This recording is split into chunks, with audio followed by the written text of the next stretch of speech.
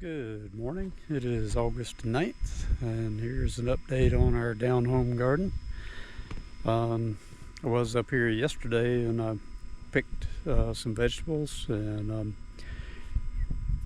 picked some cantaloupes, and I picked some tomatoes, both cherry tomatoes and regular tomatoes.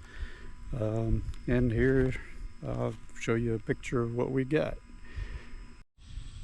Well, figured I would show you what we end up getting out of the garden down home today. And all this came out of the main garden, not the garden behind the shed. We got the 3 cantaloupes and multiple cherry tomatoes and a couple of small full-size tomatoes. So that is what we got today. We'll keep continuing to get a little bit of harvest off too. Thank you for your time.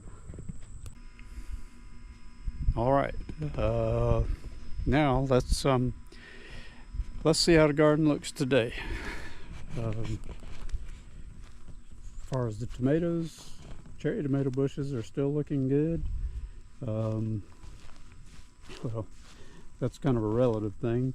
Bushes themselves are kind of peaked looking compared to the bushes behind in the tomato garden behind the shed, but they are producing a lot of little tomatoes. We picked off probably 25-30 yesterday, so they continue to produce. As far as the cucumbers have really, the vines are looking okay to a certain extent, but they really aren't producing.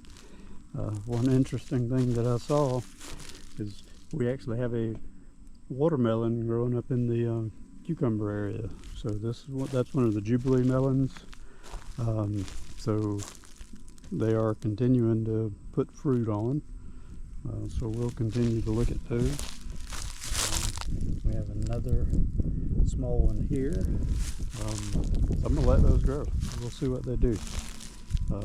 The one that I showed last video, man, it's grown. It's probably 8-9 inches now, so it's continuing to grow. So we'll see what those do. Maybe we'll get a second harvest off to those same vines. Thought I would show you what I did with the Charleston grapevines last week.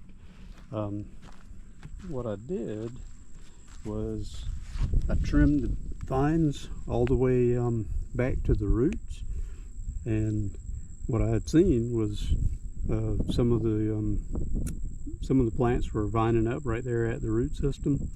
So I said, well, let's trim them back to the roots and see what they do. See, we got new growth on that vine, and some of the others look even better.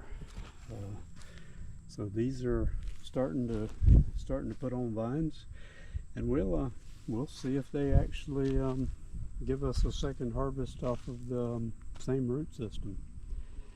As far as the watermelons, we had transferred from the Goose Creek garden.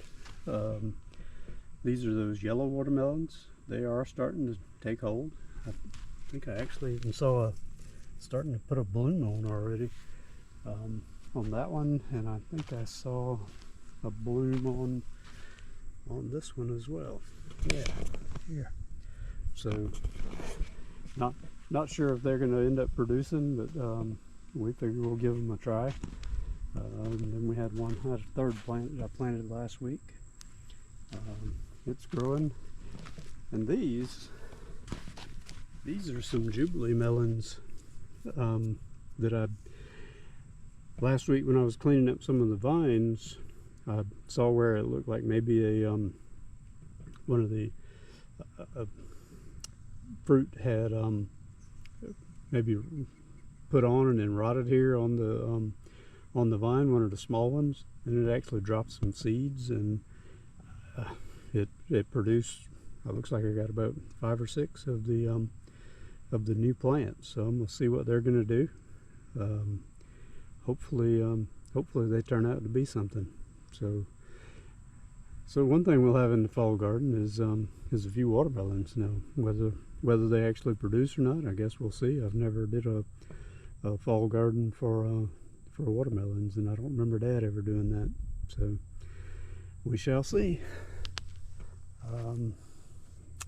Anyway, let's go take a look at what's at the tomato garden behind the shed. So, alrighty.